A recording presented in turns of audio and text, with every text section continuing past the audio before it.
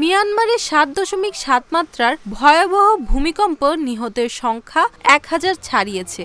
আহত হয়েছেন ২,৩৭৬ জন। নিখোঁজ রয়েছেন আরও ৩০ জন। ব্রিটিশ সংবাদ মাধ্যম বিবিসির প্রতিবেদনে আজ শনিবার এ তথ্য জানানো হয়।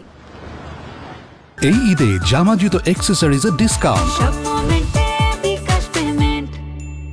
ইউএসজিএস জানিয়েছে গতকাল শুক্রবার আঘাত হানা ভূমিকম্পে মিয়ানমারের মোট মৃত্যুর সংখ্যা ১০,০০০ ছাড়িয়ে যেতে পারে। সংস্থাটি জানিয়েছে মিয়ানমারে ৭.৭ মাত্রার একটি ভূমিকম্প আঘাত হানার পর কমপক্ষে ১৪টি আফটারশক হয়েছে।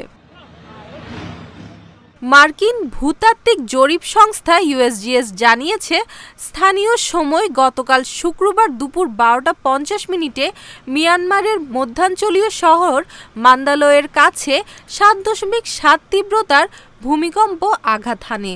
প্রতিবেশী বাংলাদেশ, ভারত, থাইল্যান্ড, চীন ও ভিয়েতনামেও ভূমিকম্প অনুভূত হয়েছে।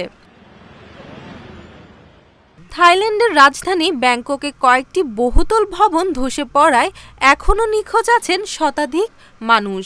এছাড়া দেশটিতে এ পর্যন্ত উদ্ধার করা হয়েছে ১০ জনের মরদেহ।